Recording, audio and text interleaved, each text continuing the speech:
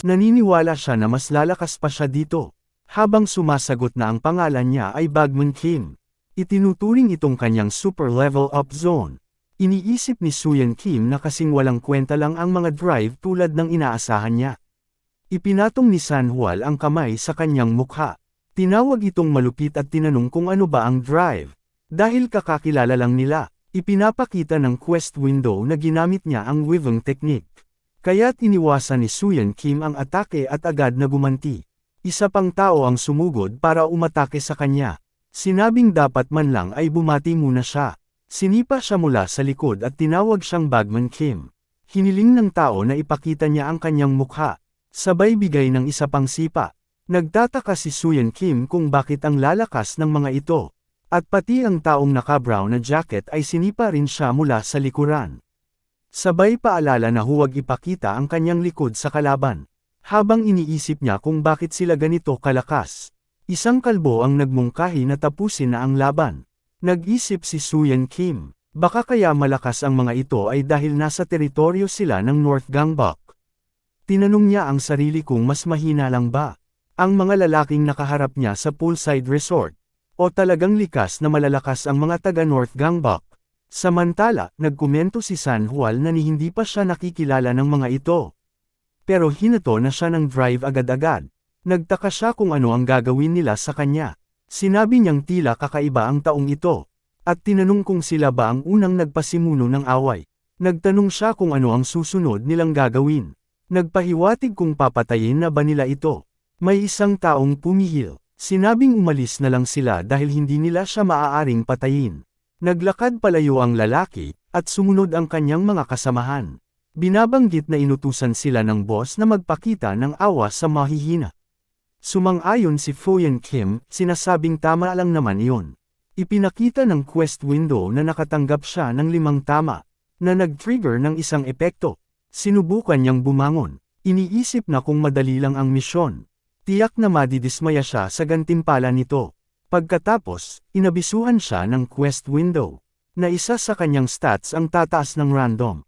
Ipinaliwanag niya na siya ang pinakamahina sa kanilang grupo. At kung gusto niyang lumakas, dapat lang na magsumikap siya ng ganito. Ipinakita ng quest window na ang bilis niya ay tumaas. Mula E-rank papuntang C-rank. At ininform siya na ginamit niya ang healing bean. Tumanggaw siya at sinabing, ayos lang.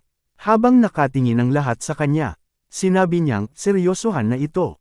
Sabay sugod para umatake. Ipinakita ng quest window na bumalik na ang kanyang stamina.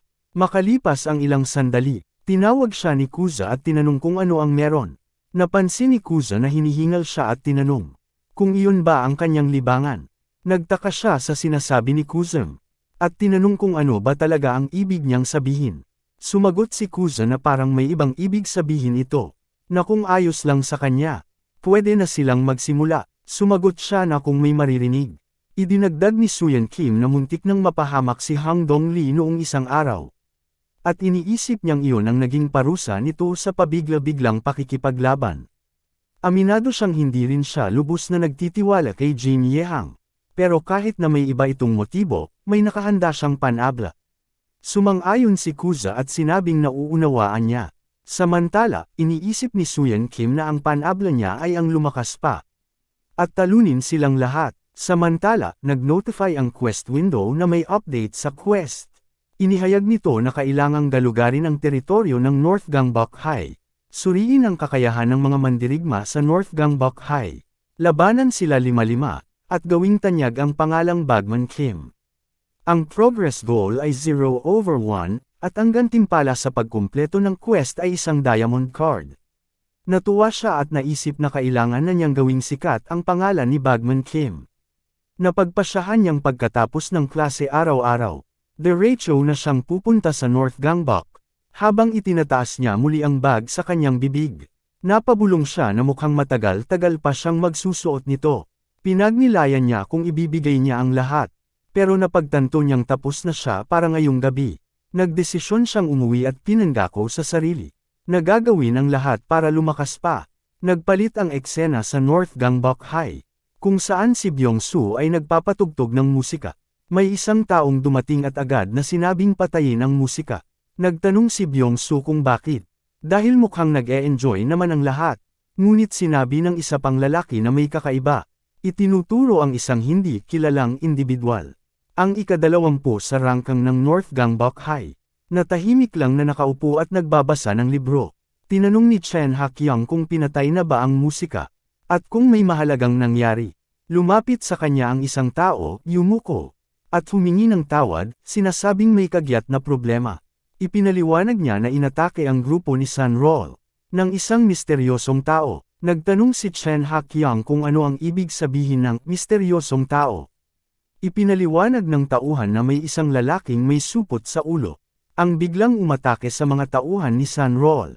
Agad na inutusan ni Chen Hakyang na imbestigahan ito. Sabay tanong kung tinutukoy ba niya ang grupong Samekop sa abandonadong pabrika. Kinumpirma ito ng tauhan. Sabay sabing nakakagulat na naalala niya pa ang libo-libo niyang tauhan. Napagtanto niya kung bakit lubos siyang nirerespeto ng lahat. Ngunit sagot ni Chen Hakyang, hindi na kailangang purihin pa siya. Sa halip, tinanong niya kung ano ang alam nila tungkol sa misteryosong umaatake. Sinabi ng tauhan na mukhang ang pangalan niya ay Bagman Kim. Nang marinig ito, napangiti si Chen Hakyang. Sinabi niyang isang Bagman, ito. Isang tauhan na gumagawa ng maduduming trabaho para sa mga kriminal. Nakakatuwa raw kung paano nagkakaroon ng hindi inaasahang gulo. Kahit na panahon ng katahimikan. Pagkatapos, binanggit niya ang isang linya mula kay Nietzsche. Huwag kailanman kalimutan ang kabutihang natanggap. At lalo na ang paghihiganti. Nagpalit ang eksena sa West Gangbok High. Kung saan si Chow Erendik ay nakaupo sa kondangan ni Suyan Kim. Habang ginagamit ang lapis para kalikutin ang kanyang kilay. Tinawag niya ito at sinabing magsabi ito ng totoo. Ginupit ba ulit niya ang kanyang kilay? Dahil lang ba sa sinabi niya noon sa poolside resort, na siya ang magdodrawing ng kilay nito? Napakunot noo si Suyan Kim at tinanong, kung talaga bang iniisip nitong gagawin niya ang isang bagay na kasing tanga noon. Pero tinuro ni Chow Erendik ang mga bakas ng labaha, at tinanong kung ano iyon. Sagot ni Suyan Kim, baka gasgas lang iyon ng pusa. Nagtaas ng kilay si Chow Erendik. Sinabing niloloko ba siya nito? At saka siya minura. Sa huli, sinabi niya, bahala ka na nga, hindi na kita ipagdodrawing ng kilay. Dahil tumutubo na raw ulit ang mga kilay nito. Pero siya rin ang nag-ahit ulit. Ngunit ipinaalala ni Suyan Kim, na nangako siya dati. Sinabi niyang siya ang magdodrawing ng kilay nito habang buhay. Napatingin si Dayon sa kanila. At pabirong sinabi na parang nag-propose si Chow Erendik kay Suyan Kim. Napaatras si Suyan Kim at sinabing kailan pa niya nasabi iyon. Ginagawa lang daw ng lahat na iba ang ibig sabihin noon. Pero hindi niya pa rin malilimutan. Nangako siya, at pangako pa rin iyon. Sumigaw siya na wala siyang pakialam kung mali man ang pagkaintindi ng iba. At tinanong kung mukha ba siyang taong hindi marunong tumyupad sa pangako. Sinampal siya nito at minura, sabay tanong kung hanggang kailan siya inaasahan. Na magdodrawing ng kilay para sa kanya. Naglakad ito paalis, at muling sumigaw siya. Pangako ko to. Nag-notify ang Quest window na may bagong update sa Quest.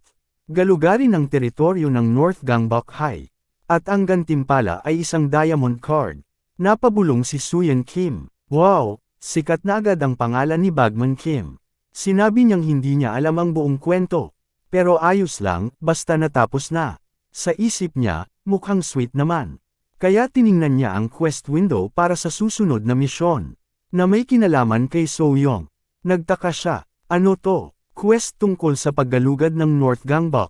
Tinanong niya kung ano ang kinalaman ni So-young dito. At inisip kung isa lang ba itong filler quest o kung ano. Talaga bang madali lang to? Pakiramdam niya, mas madali pa yatang makipaglaban kaysa dito. May isang taong nakatingin sa kanya. Sabay tanong sa kaibigan niya. Si Tank Top Suyan Kim ba yan? Sumagot naman ang isa. Siya ba yung nagnanakaw ng toilet paper sa mga pampublikong banyo? Napaisip siya kung tama pa ba ang nangyayari. At sinabing hindi tamang makipagkaibigan lang para sa isang quest.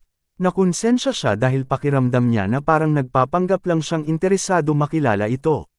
Pero ang mas mahalaga, paano siya makikipag-ugnayan kay So-young? Nag-text siya dito, naiinis sa pats-patseng sagot nito. At iniisip na mukhang wala naman talaga itong interes sa kanya. Samantala, dalawang babae ang lumapit kay Karen Dick. At tinanong kung may gusto siya kay Suyan Kim. Napasigaw siya ng, "Hindi ah." Sabay tanong, "Bakit nyo naman siya binabanggit?" Sumagot ang isa sa kanila, na may narinig silang chismis na nag-propose siya kay Suyan Kim. Kaya lang naman nila tinanong. Dagdag pa nila, lagi raw silang mukhang nag-e-enjoy kapag magkasama. Napailing si Karen Bick at sinabi, "Kalokohan yan." Sabay higop ng inumin niya. Idinagdag niya, may sense of humor naman siya. Pero ang totoo, ang tanga niya kaya nakakatuwa. Sinabi rin niyang masaya siyang bugbugin ito sa laban. Kaya talagang friend-zoned lang ito. Sa kabilang dako, nakita ni So Ha-young si Suyan Kim at nakilala ito. Tinanong siya ni Suyan Kim, "Paano ka nakarating dito ng ganito kabilis?" Sagot niya, "Nagtaksi ako." Nagtaas siya ng kilay. "Bakit ka naman nagtaksi? Tinawag mo ko, gusto mo ba talaga akong makarating agad?" Samantala, nakatingin si Karen Bick sa kanila. Sabay mura at sigaw, "Hoy, naririnig mo ba ako? Ang tagal nating hindi nagkita." Napaisip si So Ha-young, siguro nga, hindi makapaniwala si Suyan Kim, na may isang babaeng nagbibigay sa kanya ng kahit kaunting oras. Pakiramdam niya, parang nakita niya na ito dati. Samantala, inutusan ng isang babae si Cha Erin-bick na umupo. Dahil nakakahiya na siya, umupo naman ito, sabay tanong, "Ano bang pinag-uusapan niyo?" Nangiti ang babae at tinanong, "Gaano mo ba kamahal si Suyan Kim?" Sabay silang nagtawanan habang sinagot ni Karen, "Hindi ko siya mahal, no." Sa kabilang banda, iniisip ni So Ha-young kung magjowa ba talaga ang dalawa. Tinawag siya ni Suyan Kim at tinanong kung may nakita siyang kakilala sa second floor. Umiling siya at sinabing, "Wala, huwag mo nang isipin yan."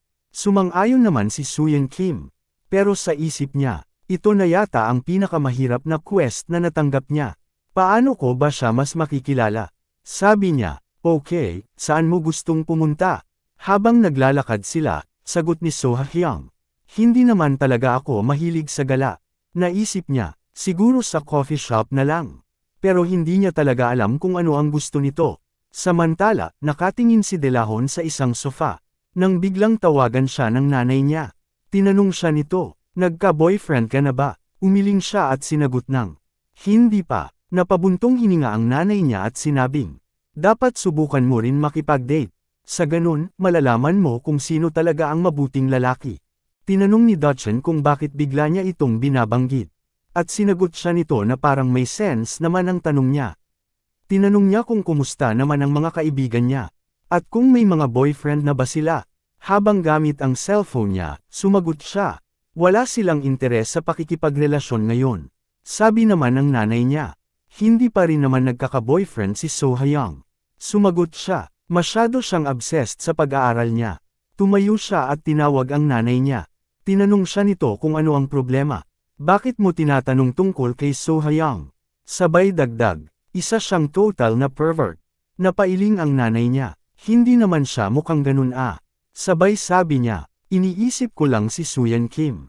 Magkakilala na kami mula pa noong elementary. Pero simula nung nag-high school kami, mas naging curious siya sa mga ganong bagay. Ngumiti ang nanay niya, "Aba, mukhang malapit ka ng magka-boyfriend." Napakunot ang noo niya, "Bakit naman ganun?" Samantala, nag-iisip ng mabuti si Suyan Kim. Alam niya na ang isang taong katulad ni So Ha-young, sobrang competitive at curious, ay madaling ma-fixate sa isang tao. Habang nakatayo siya sa pinto, tinawag siya ni Fin Kim. "Sigurado ka bang okay lang na pumasok ako?" Sinabi niyang parang bahay niya ang itsura nito. Sumagot si So Ha-young, "Tara na, ikaw rin naman yung nagsabing gusto mo akong makilala ng mas mabuti." Tinitingnan niya ito, at iniisip na gagawin niya ang lahat para mapasa kanya ang lalaking ito. Pagkapasok ni Fin Kim sa bahay, nagsimula siyang manood ng isang documentary tungkol sa mga oso.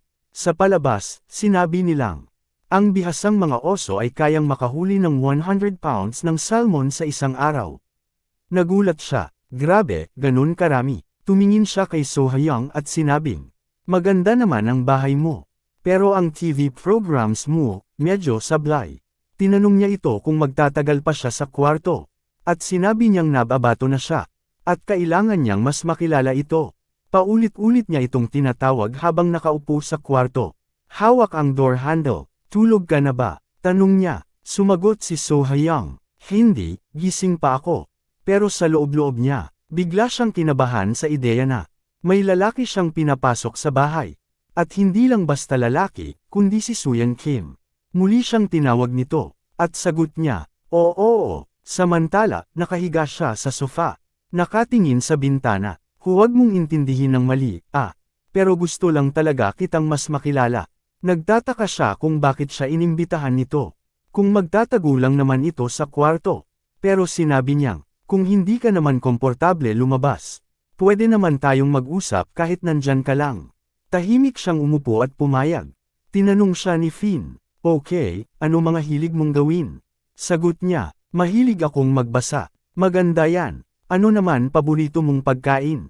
Sagot niya, tteokbokki. Oo nga, masarap nga yun. Muling tumingin si Suyan sa system window. Pero pakiramdam niya ay hindi pa tapos ang kailangan niyang gawin. Ano pa kaya ang gustong ipagawa ng sistema sa kanya? Ngayon na alam na niyang mahilig ito sa libro at tteokbokki. Parang mag-best friends na sila, di ba? Pero nang tingnan niya ang quest window, nasa Get to Know So-Hyung Better 01 pa rin ito. Napakamot siya sa ulo. Dapat ba siyang magtanong tungkol sa pangarap nito?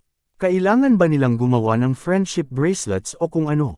Napaisip siya kung gaano ba kalalim ang dapat niyang pagkakilala dito. Naalala niya noong elementary pa sila. Sobrang tahimik nito. Palaging nakasunod lang sa kanila. Pero hindi naman nakikipag-usap. Ang tanging kaibigan lang nito noon ay si Daeon. Hindi man lang niya ito nakausap ng maayos noon. Ang tagal naman nito. Inis niyang naisip. Biglang tinawag siya ni So-Hyung. Naalala mo ba nung elementary tayo? Anong tungkol doon? Naaalala mo ba nung sinaksak ka ni Daeon gamit ang lapis? Nilinaw niya na hindi yun ang insidenteng tinutukoy niya. At tinanong kung dapat na lang ba nilang tigilan ang usapan. Napayan siya at tumanggi. Huwag naman, curious na ako. Sige na, sabihin mo, gusto ko talagang malaman. Namula si So-Hyung at sinabing, isang beses, inihatid mo ako pauwi. Nagulat siya, ginawa ko yun. Tumango siya, oo, totoo, inihatid mo talaga ako pauwi. Nag-flashback ang eksena. Tumakbo si Daeon sa likuran niya. Pilit siyang hinahabol para bugbugin. Huwag mo akong pagtawanan. Sigaw niya. Hinamon niya ito. Sige nga, subukan mo lang. Sabay dagdag. Marami pa akong ibabato sa'yo. Biglang sumingit si So-Hyung at hinawakan siya. Pinipigilan siyang makipag-away. Sabi ni Suyan Kim. Ayos na ako kay Daeon Kim. Sabay dagdag niya. Makukulong ka niyan, sinaktan mo ang kapatid mo. Tumawa si Daeon. Ano ka ba, bata pa ako, hindi nila ako ikukulong. Ikukulong ka nila, sagot niya. Tapos, pati magulang mo, dadalhin sa kulungan. Napakunot noo si Daeon. Tanga ka ba, magulang mo rin yun. Pag kinulong sila, magiging ulila tayo. Napakamot siya ng ulo. Ayoko nun.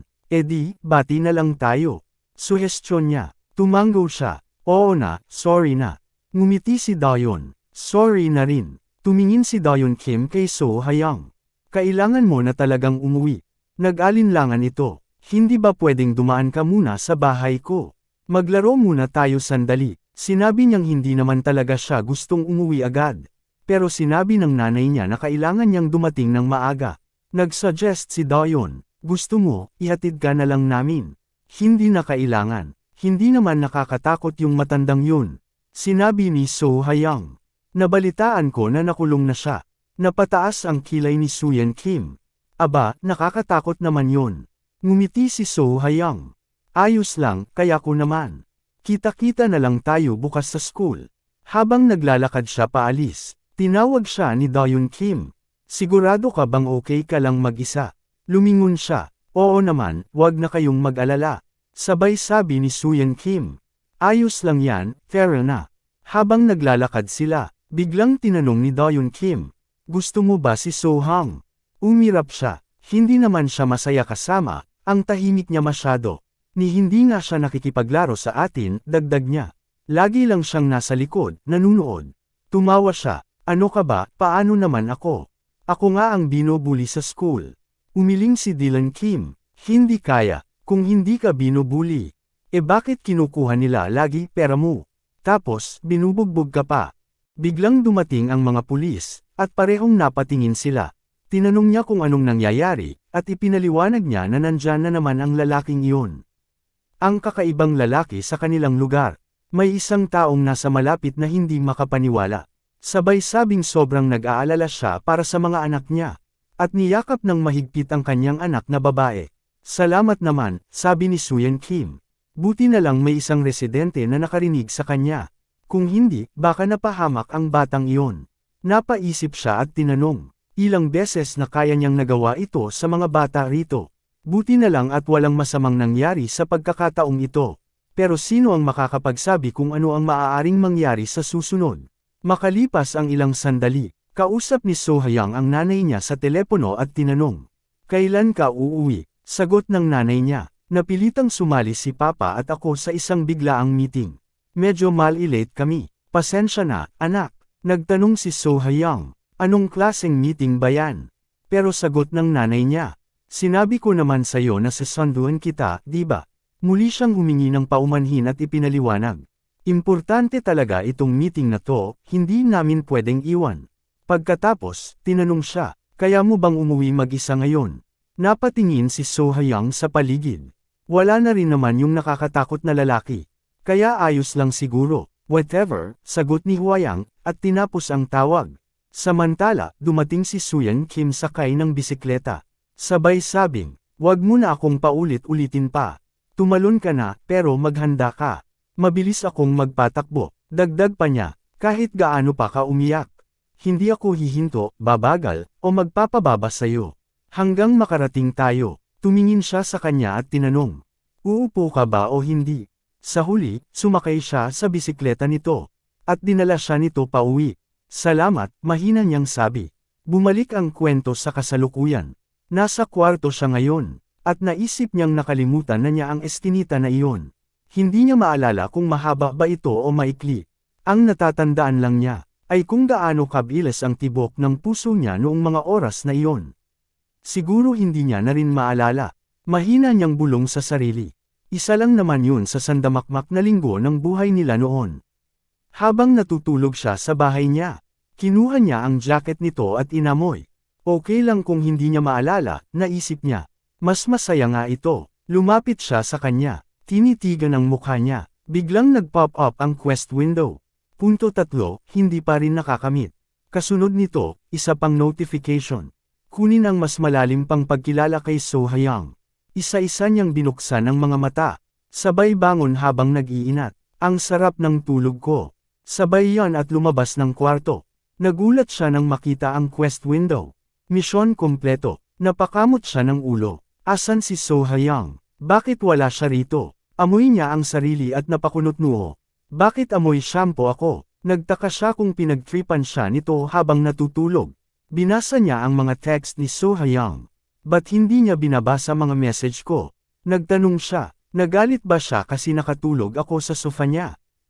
Kahit ano pa, sagot niya sa sarili. Mas nakilala ko naman siya. Mission accomplished. Isa na lang ang natitira. At ito ang magbibigay sa kanya ng diamond card. Biglang nag-update ang quest window. Huling misyon, sakupin ng Bar Gangbok 01. Napatigil siya. Ano bang ibig sabihin ng sakupan, ang bar?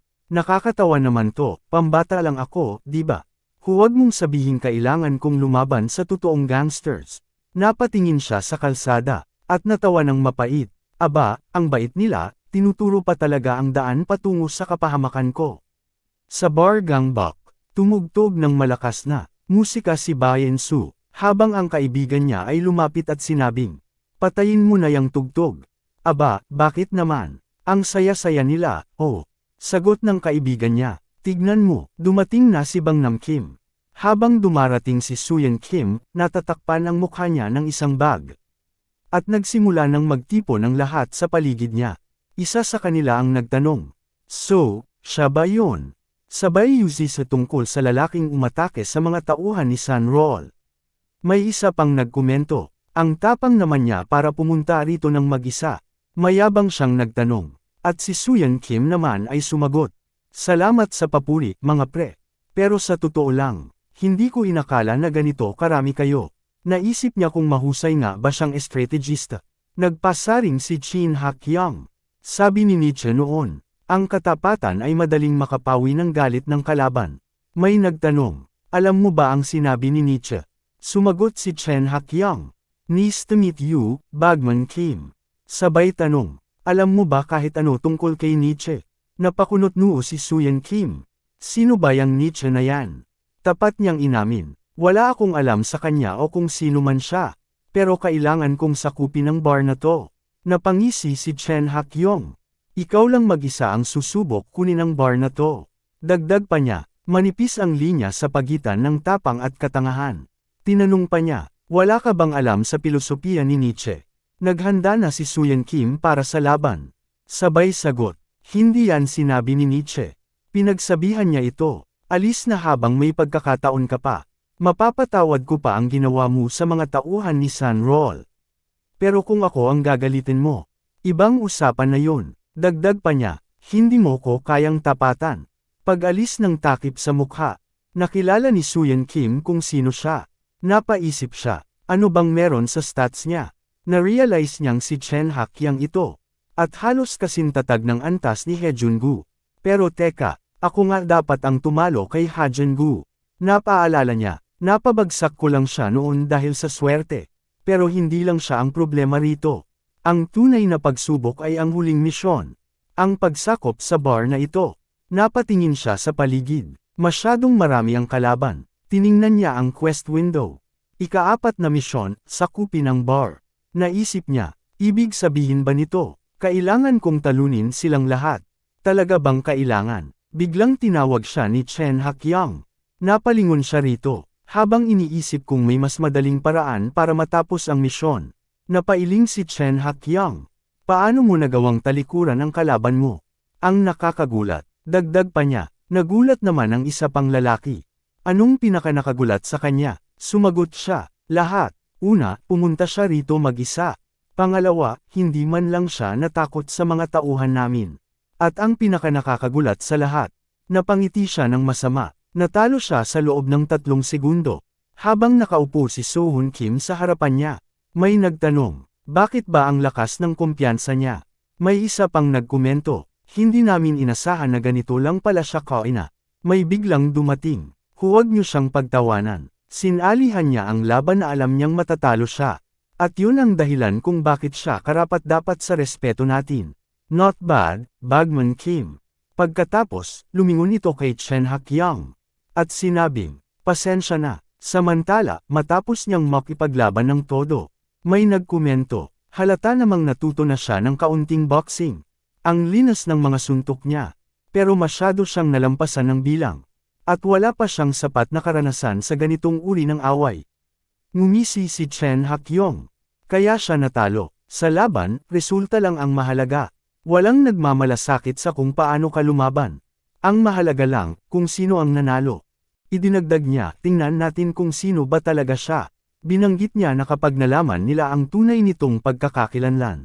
At ang dahilan kung bakit niya inatake ang North Gangbok High. Wala siyang ibang magagawa kundi lumaban sa North Gangbok. Habang sinusubukan niyang tanggalin ang bag sa mukha nito, biglang hinawakan ni Suyan Kim ang kanyang binti. Nagpa-pop up ang quest window. Inaabisuhan siyang ginamit niya ang maximum capacity card. At sinasabing nagamit niya ang To the Moon card. Habang tinatawag siya ng mga tauhan niya, isinampa niya ito sa kanyang balikat at sinabing, simula pa lang, ang plano ko ay sakupin ang bar na to.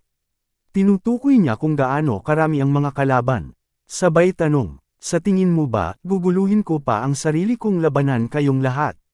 Sinabi niyang ang kailangan lang niyang gawin ay talunin ito para makuha ang bar. At sa kanya ito ibinagsak sa lupa. Mission complete, aniya. Nabigla ang kaibigan niya at sinabing, imposible. Habang lumalakad palayo si Suyan Kim, tiningnan niya ang quest window. Nagtaka siya kung bakit hindi pa rin tapos ang quest. Gayong na-knockout na niya ito. Okay pa rin ba siya? Naisip niya. Samantala, sinabi ni Chen Hakyang. Sabi ni Nietzsche, it ain't over till it's over. Lumingon si Suyan Kim at napaisip. Binagsak ko na siya mula sa napakataas. Pero parang wala lang sa kanya. May isang tao ang nagkomento. Dati siyang judoka. May isa pang nagdagdag. Kaya hindi sapat ang basta ibagsak siya. Ngunit sumagot ang lalaki. Hindi naman ibig sabihin na hindi siya nasaktan.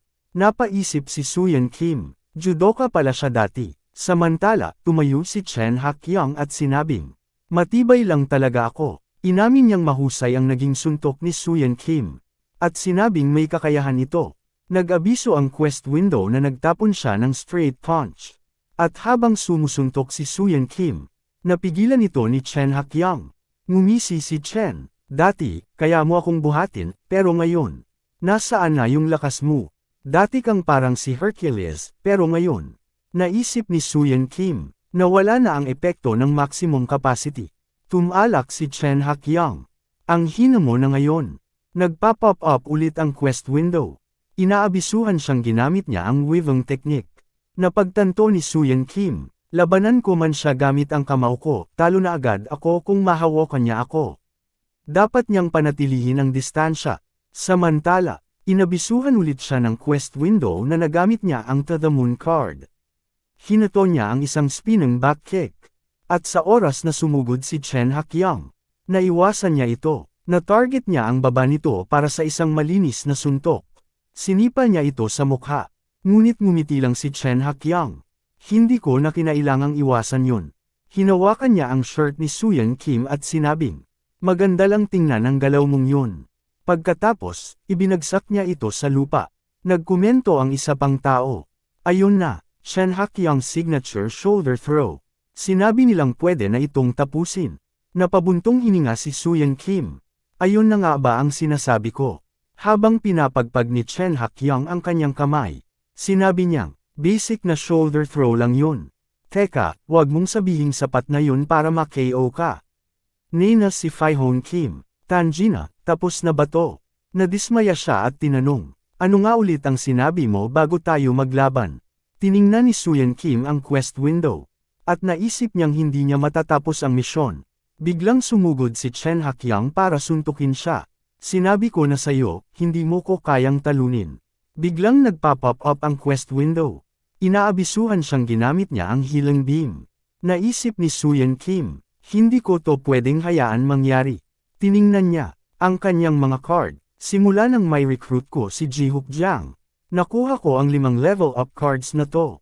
Nasa bahay na ako ngayon, pwede kong tignan ulit ang mga to. Napaisip siya, dinodoble ng mga to ang stats ko. Wow, walang binatbat ang greater cards kumpara sa superior cards. Nagtaka siya kung anong attack skill ang makukuha niya gamit ang superior attack card. Dapat ba niyang gamitin ito agad sa sarili niya?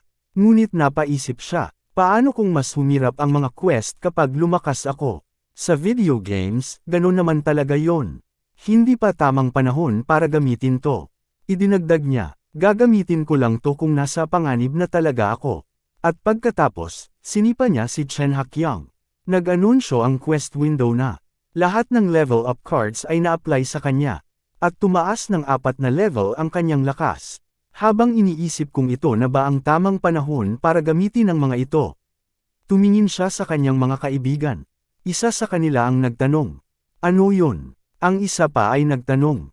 Taekwondo kick ba yun? Nilinaw ni Chen Hakyang. Hindi yun taekwondo. Pagkatapos, napansin niya na napaluhod siya dahil sa sipa. Napaisip siya, anong klaseng sipa yun? Ano yun? Sayaw ba yun? Hindi ko pa yun nakikita dati. Ano yung martial art na yan? Samantala, ginamit ni Suyan Kim ang kanyang level up card. Ang superior random attack card. Na nagbibigay ng random skill sa isang miyembro ng crew. Ginamit din niya ang Yet Be Optejun card. Na nagbibigay sa isang miyembro ng kakayahang gumamit ng Yet Be Optejun. Isang tradisyonal na Koreanong martial art. Nag-abiso ang quest window. Ginamit niya ang Yet Be Optejun. Biglang sumugod si Suyan Kim. Inatake sila, at tinalo ang lahat ng kalaban. Napaisip si Chen Hakyang. Hindi ko pa nakikita ang martial art na to dati. Bakit bigla siyang lumakas at bumilis? Isa ba itong bersyon ng taekwondo? Nagdesisyon siyang magdepensa muna, at hintayin ang tamang pagkakataon para sa counterattack. Muling umatake si Suyan Kim. Napagtanto ni Chen Hakyang. Yet Be Optejun to. Napansin niyang nakalusot si Suyan Kim sa kanyang depensa. At tinarget ang kanyang ilong. Muntik na siyang tamaan ulit ni Suyan Kim. Sinipi niya si Nietzsche. Hindi ako nagpapabe sa depensa ko. Ngunit idinikit ni Suyan Kim ang kanyang paa sa kanyang ulo. At sinabing, sabi ni Nietzsche, ito ang finishing move. Nag-abiso ang quest window. Shen Hakyang is down. Main quest complete. Tinanong ni Suyan Kim, tungkol saan ang sistema at kiki-fighting method. Sige, maganda ang mga bagong estilo na yan. Pero hindi natin dapat kalimutan ang ating pinagmulan. Nag-abiso ang quest window. Nakakuha siya ng diamond card. Nagulat si Chen Hakyang. Ano ang Joan? Nang ibinaba niya ang kanyang depensa, napaisip siya kung bakit nga ba siya nagdesisyong lumakas. Naalala niya ang kanyang kapatid na babae. Akala ko, kailangan ko siyang protektahan. Kaya pinag-aralan niya ang judo. Narinig niya ang kanyang mga tauhan. Halika, manggulo tayo ng mga mababait na bata. Tutuksuhin natin sila habang umiihi. Napaisip siya. Kapag lumakas ka, biglang damadami ang sama-sama sayo. Pero sinabi niya sa kanila, huwag manggulo ng mababait na bata. Napatingin sa kanya ang mga tauhan niya. Pasensya na, boss. Napangiti siya. Walang pagsisisi. Idinagdag nila, pero pwede nating guluhin ang masasamang bata. Angas mo, boss. Tingnan niyo, hindi niya ginugulo ang mababait na bata. Dali, manggulo tayo ng mga bully. Naalala niya ang kanyang kapatid na si So Young. Tinawagan niya ito. Nakita niya itong nagbabasa ng libro. Sinabi niya, hindi yan ang mahalaga ngayon. Ayos ka lang ba? Tiyak na wala kang sugat. Napaatras si So Young. Bakit ka biglang sumugod ng ganyan? Nakakatakot kaya? Ipinaliwanag niya. Narinig ko na kinorner ka ng mga punks mula East Gangbuk. Ngunit ngumiti lang ito. Okay na, may tumira na sa kanila. Napakunot ang noo niya. Ano? Sino? Sumagot si So Young. Si Tank Top Suyan Kim ang sumagip sa akin. Bumalik siya sa kasalukuyan. Naalala niyang dati. Ayaw niyang matalo kanino man. Ngunit matapos makilala si Tank Top Suyan Kim, napagtanto niyang, hindi na ako kailanman matatalo ulit. Lumabas si Suyan Kim mula sa bar at napansin ang isang kafe. Napabulong siya. Oo, hindi dapat kalimutan ng mga Koreano ang kanilang pinagmulan. Habang nag-iisip, naisip niya rin na siya lang ang makakaprotekta kay So Hyang. Pagkalipas ng ilang sandali, nakauwi na siya. Ibinaba niya ang kanyang bag at bumagsak sa kama. Napangiwi siya. Ang baho ng bag ko, puro laway. Pero agad siyang napabuntong hininga. Sa wakas, nasa bahay na ako.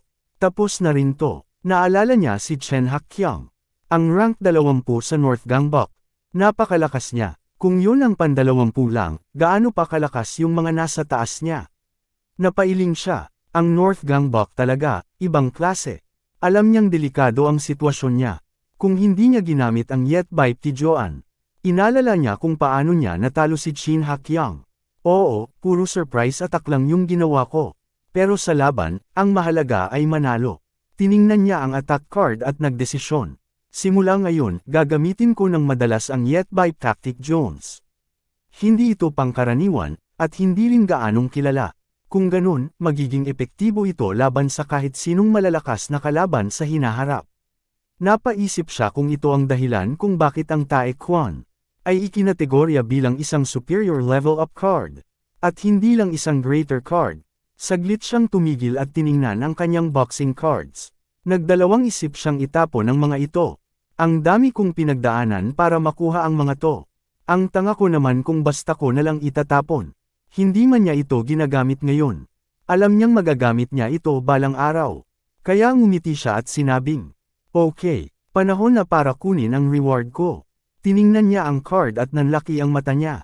Diamond card ta. Naalala niya ang hirap ng misyon at agad na kinuha ang card ng may pananabik. Habang kinukuha niya ito, nag-abiso ang quest window. Congratulations! Nakuha mo ang diamond card. Tiningnan niya ito. Isang trigger card. Isang card festival. Nagtataka siyang nagbasa pa. Isang mahiwagang palabas ang magaganap. Ano ang ibig sabihin ng card festival? Biglang nag-abiso ang quest window. Ang card festival card ay na-trigger. Napakunot noo siya. Ano na naman to? Samantala, sa West Gangbuk High, sumigaw si Ji-hook Jang. Panahon na para mag-declare ng gyera. Pero agad siyang tinapik ni Suyan Kim. Tumahimik ka nga dyan. Tumingin siya pataas kay Ji-hook Jang at nakangiting sinabi, since nakatayo ka na rin dyan, bakit di ka nalang sumayaw para sa amin? Napailing si Kajuya at nagtanong. Ano yung sinasabi mong gyera? Samantalang si Harusyong ay tumawa. Di ko akalain na war freak ka pala. Pero seryoso ang mukha ni Jihook Jang. Hindi ito biro. Makinig kayong lahat. Wala tayong oras para maglokohan. Ipinaliwanag niya na kasalukuyang pinuprotektahan ni Haejin-gu ang kanilang grupo laban sa East Gangbok High. Tinanong niya, ano ang gagawin natin sa ngayon? May isang sumagot, edi suportahan natin siya. Pero umiling si Jihook Jang. Mali, hindi yan ang plano. Nanlaki ang mata niya at ngumiti ng tuso. Ito ang perpektong pagkakataon para atakihin ang South Gangbok High. Habang hinaharang ni Haejin-gu ang East Gangbok. Iginiit niya, kung hindi natin gagawin to ngayon, kailan pa? Kailan tayo makakakuha ng pagkakataon para palawakin ang teritoryo natin? Napabuntong hininga si Suyan Kim. Ayoko mang aminin, pero tama siya. Bakit mo ayaw aminin? Tanong niya, plano ng pag-atake. Paano natin aatakihin ang South Gangbok? Tumingin si Jihook Jang sa mapa. Tingnan muna natin to. May dalawang ruta sa mapa, may label na Route A at Route B. Yan ang pinakamabilis na daan papunta sa South Gangbok High. Nagbigay ng suhestyon si Kuza. Edi sabay-sabay na lang tayo dumaan. Hindi na kailangang maghiwalay, pero mahigpit siyang tinanggihan ni Jihook Jang. Walang paraan na gagawin natin yan. Napakunot noo si Kuza. Bakit naman? Ipinaliwanag ni Jihook Jang. Kapag inatake natin ang Route A, magpapadala ng reinforcements ang Route B. At kung Route B naman ang atakihin natin, magpapadala rin ng reinforcements ang Route A. Ang routes A at B ang pinakamabilis na ruta papuntang South Gangbok. At alam din yan ng advisor nila. Kaya medyo naging tuso sila. Biglang sumingit si Hyundong Lee. Advisor Jihook Jang. Ngumisi siya at tumawa. Sok. Asahan mo na kay Hyundong eyebrows Lee. Tinanong ni Jihook Jang. Nakuha mo na ba ang strategy? Tumango si Hyundong Lee. Oo, tama ang iniisip mo. Kung sabay nating atakihin ang Route A at B, wala silang maipapadalang reinforcements. Nagulat si Kuza. Narinig mo yun, Suyan Kim. Genius tong isang to. Ang ganda ng delivery niya, maliban sa creepy na ngiti sa dulo. Ba't di natin naisip yun? Sa isip ni Suyan Kim. Ang galing niya, ngumiti si Jihook Jang. Okay, simulan na natin. Mga itinalagang grupo. Hyundong eyebrows 5 mananatili sa West Gangbok High bilang backup. Kuza, El Diablo, aatake sa Route A kasama ang mga first-year fighters. Saejin Kim at Harusong pupunta sa Route B. Sa Route B, narating ni Suyan Kim at Harusong ang isang gusali. Tumingin si Harusong dito. Dito ba ang base ng Route B? Tumango si Suyan Kim. Oo, di ko alam kung sino ang makakaharap natin dito. Pero kung maaga natin tong lugar na to, panalo na tayo sa Route B. Napakamot siya sa ulo. Medyo awkward lang na kaming dalawa lang dito. Tiningnan siya ni Harusong ng seryoso. Itigil mo yan. Anyway, sino nga pala ang nagbabantay sa Route B? Umiling si Suyan Kim. Walang intel si Jihook Jang tungkol sa kanila. Ngumiti si Harusong. Nakakaintriga to. Excited akong makita kung sino ang kalaban natin. Tumingin si Saejin Kim sa kanya. Grabe to magpigil ng excitement. Sa bibig niya, hindi ako excited. Pero sa mata niya, halata.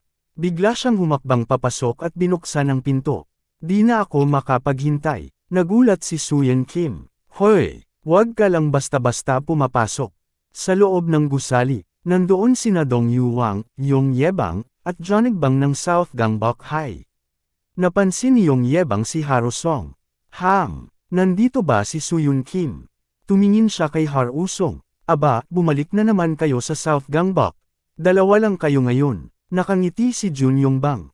Dalawa lang sila, ni hindi man lang tatlo. Tiningnan ni Harusong ang mga kalaban.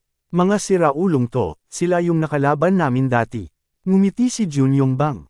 Mukhang swerte tayo ngayon. Tumayo si Dong Yuwang. Ngayon, siguradong tatadterin namin kayo. Biglang sumugod si Saejin Kim. Suyong Kim. Sigaw ni Harusong. Mabilis siyang gumamit ng Yetbi Optician. Isang malakas na sipa sa mukha ni Jung Yebang. Napamulagat ang mga kalaban. Nagningning ang mata ni Suyan Kim. Yes. Card claim. Nag-abiso ang quest window. Congratulations. Nakuha mo ang Diamond Card. Isang bagong card ang lumitaw. Card Festival. Binasa niya ito. Kapag nasa iyo ang card na to, lahat ng iba mong card ay maa-upgrade.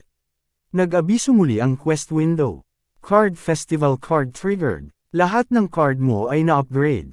Nakangiti si Suyan Kim. Panalo to. Nagtataka si Suyan Kim kung ano ang ibig sabihin nito at pinag-iisipan ang konsepto ng pag-upgrade. Tiningnan niya ang kanyang mga card, lahat ay na-upgrade. Tumawag siya kay Harusong. Ako na ang bahala sa tatlong to, aniya habang naghahanda sa laban. Pwede bang ikaw na ang tumapos sa iba?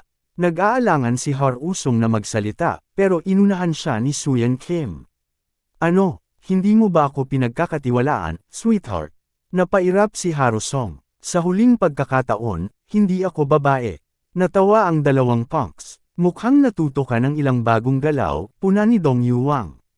Pero sa tingin mo ba may pinagkaiba yan? Ikaw pa rin ang dating mahina at talunan. Matalim ang tingin ni Suyan Kim. Sa tingin mo ba, pareho pa rin ako nung huli mo akong nakalaban? Biglang sumingit ang isa pang punk, mukhang nag-aalalang lumapit kay Dong Yuang. May problema tayo. Sinugod din ng West Gangbok ang Route A. Mukhang hindi tayo makakapagpadala ng reinforcements. Nanlaki ang mata ni Dong Yuang. Anong sabi mo? Pati ang West Gangbok nasa Route A na rin. Sino ang pinadala nila? Sa Route A, dumadagandong ang santukan. Si Kajuya at ang mga first-year fighters niya ay umatake sa Route A. Ginamit niya ang kaliwang kamay para sa CIZ at ang kanang kamay para sa tema. Magkasama, bumubuo sila ng sistema. Sabay silang umatake, walang kalaban-laban ang mga punks. Isang suntok, isang sipa, isang bagsak, mga reaksyon ng first-year fighters. Hindi talaga nakakasawa. Yan ang Kajuya system. Mas gumwapo ka na naman, boss. Nag-smirk si Kuza. Bolahin niyo pa ako, panalo na kayo sa akin. Naubos ko na ang mga patay gutom, isa na lang ang natitira.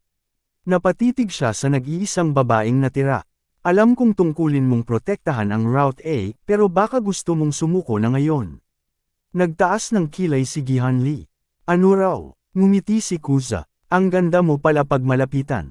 Pero alam kong mas malakas ka kumpara sa ibang tauhan mo.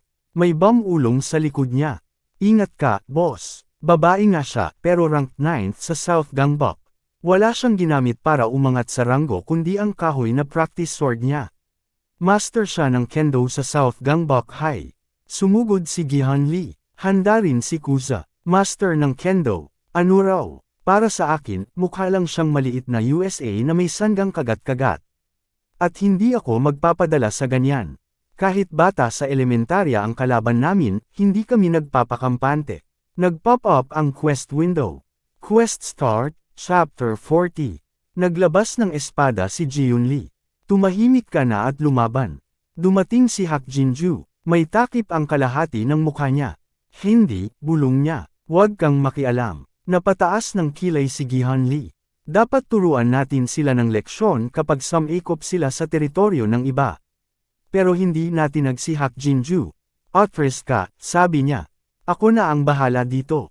Napakapit si Kuza sa kamao niya. Sino tong makong na to? Lumapit si Hak Jinju. At sa isang iglap, kinilabutan si Kuza. Nakita ni Harusong ang ilang taong nakahandusay sa lupa. Imposible, naisip niya. Kailan pa naging ganito kalakas si Suyan Kim? Samantala, biglang sumugod si Jungle Bang para umatake. Muling pumasok sa isip ni Harusong ang narinig niya noon. Nag-training daw siya para lumakas. Pero hindi pa rin siya makapaniwala.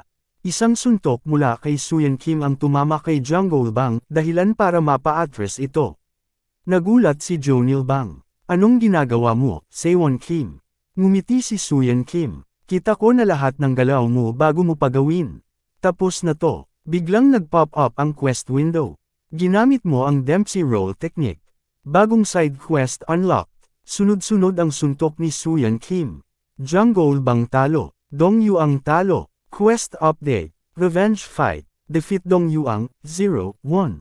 Reward, isang gold card. Napapikit si Dong Yuang. Hindi ba ito traumatic para sa'yo, Suyan Kim? Naalala mo ba kung anong nangyari nung huli kitang hinawakan ng ganito? Sinubukan niyang sunggaban si Suyan Kim. Pero, ako na to. Isang malakas na hawak mula kay Suyan Kim ang pumihil sa kanya. Napalunok si Haro Song. Walang paraan, si Sehyun Kim ang pumipigil sa kanya. Naguluhan si Dong Yuang. Anong nangyayari? Paano mo ko natalo noon? Ang hina mo pa nun. Pero ngayon, Quest Window Update, ginamit mo ang maximum capacity card. Napamulagat si Dong Yuang. Hindi lang siya lumakas. Mas malakas pa siya ngayon. Hinawakan siya ni Suyan Kim. Itinaas sa ere, at binagsak sa lupa. Nanlaki ang mata ni Dong Yuang. Ano tong lakas na to? Parang ganito rin yung naramdaman ko kay Saek Kang noon. Quest complete, side quest. Reward, isang gold card. Napaisip si Haro Song. Si Saek Kang, patawad. Tumingin siya kay Suyan Kim. Mag-ingat ka, ha? Nagtaka si Dong Yong. Paano naging ganito kalakas si Suyan Kim sa ganitong kabilas na panahon? Napatingin siya kay Suyan Kim. Maaari niya kayang talunin si Saek Kang mismo. Lumapit si Suyan Kim kay Haro Song. Hinawakan niya ang balikat nito. Bakit? May iniisip ka? Ngumiti siya. Wag mo akong alalahanin. Fair na, naisip ni Haro Song. Ang lakas niya, at ang bilis niyang lumakas. Kung siya yun, baka magawa niya talaga to. Round B, tapos na. Tiningnan ni Suyan Kim ang cellphone niya. Tatawagan ko si Kuza, tingnan natin kung anong nangyayari sa round A. Biglang napakunot ang noo niya. Ha, may mali. Hindi sumasagot si Kuza. Lumipat ang eksena, round A. Hyundong Lee, Suyan Kim. Narinig mo rin. Nag-aalalang tumanggaw si Suyan Kim. Anong nangyari? Napabuntong hininga si Hyundong Lee. Sa nakikita ko, bagsak si Kuza. Hindi lang siya, pati lahat ng first years na kasama niya. Mukhang hinato sila ng metal weapon. Nanlaki ang mata ni Sehyun Kim. Si Jiun Lee ba ang may gawa nito? Hindi, sagot ni Hyundong Lee. Tiningnan ko, hindi siya. Kung ganun, sino? Nagtagal ang sagot ni Hyundong Lee bago sumagot. Si He Chan-ju, ranked 8th sa South Gangbok High. Si He Chan-ju, oo, siya ang pinakatuso at pinakabrutal sa kanila. Ni Saek Kang nga, ayaw sa kanya. Pero si Saek Kang ang nagpadala sa kanya. Muling tumingin si Hyundong Lee kay Kuza. Duguan, basag-basag, bali-bali ang katawan ni Kuza, parang hindi na siya tao. Parang sinadyang bugbugin siya ng sobrang lala. Lumapit si Suyan Kim kay Kuza. Umupo sa tabi niya. Nag-flashback si Kuza. Naalala niya, mga punks. Hinablot siya. Itinapon sa lupa. Kinuha ang tablet niya. Sinabi ko naman sa'yo, Kuza. Pagkatapos ko panoorin tong pelikula mo, ibabalik ko naman to, hindi ko sinabing kinuha ko na to sa'yo. Tumingin si Suyan kay Kuza at nagtanong, bakit isang buwan mo pa kailangang tapusin ang isang pelikula? Nap-icon si Chang Dong Choi at sumagot, saktan mo na ako kung gusto mo, pero paano mo nagagawang sumagot-sagot ng ganyan, Kyujaya? Itinaas niya ang kamay para sampilin ito. Biglang dumating si Kuza, gamitin mo na lang tong tablet ko. Iniabot niya ito kay Chang Dong Choi at humingi ng tablet niya pabalik. Ngunit tumayo si Chang Dong Choi at biglang sinuntok si Kuza. Sabay na minura at pinagsalitaan ng masama. Hindi kita ituturing na pulubi. Lumingon siya sa lahat ng nandoon. Makinig kayong lahat. Pag may nakita akong may kasamang dalawang to, makakatikim din kayo. Maliwanag ba? Kung ayaw niyong mabugbog araw-araw hanggang sa makapagtapos kayo, lumayo kayo sa kanila. Idiniinit siya ang Dong Choi ang paa niya kay Kuza. Biglang nagsalita ang isa sa mga tauhan niya. Tol, tumunog na yung bell. Fair na, padabog na sumagot si Cheang Dong Choi. Sok, hindi ako makapaniwala sa dalawang tol unang to. Pero sige, sa next period na lang natin sila asikasuhin. Pag-alis nila, lumapit si Suyan Kim kay Kuza.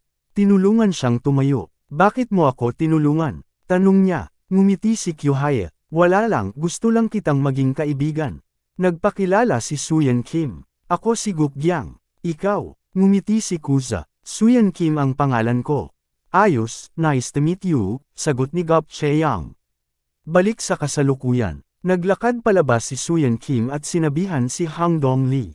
Ikaw na bahala sa kanila. South Gangbok High. Jiun Lee, ranked 9th. Hak Chien-ju, ranked 8th. Hindi mo na kailangang gawin yun. Takutin lang sila, siguradong tatakbo na sila agad. Umupo si Hak Chien-ju sa harap niya at umirap. Palagay mo lang yan. Kung basta natin sila pinalayas, baka bumalik lang sila. Pero ngayon, hinding-hindi na nila tayo guguluhin. Tumingin siya kay Sae Kang. Tama ba ako? Tumango si Sae Kang. Tama yan. Hindi ko trip ang paraan mo, pero maganda ang ginawa mo ngayon. Ngayong alam na ng West Gangbok kung anong mangyayari sa kanila, hindi na nila tayo guguluhin. Biglang bumukas ang pinto. Isang estudyante ang nagmamadaling pumasok. Sae Kang, may problema tayo. Inaatake tayo ng West Gangbok. Nagulat si Sae Kang. Ano? Anong ibig mong sabihin? Paano sila nakalusot? At paano nila natalo ang 13th at 15th strongest fighters natin? Biglang napatayo si Sae Kang. Heijengu ba yan? Dumating ba siya? Pero umiling ang estudyante. Hindi, si Suyan Kim yun. Mag-isa lang siya, pero 3 distrito na ang nakuha niya. At sa bilis niya, malapit na siyang makarating dito.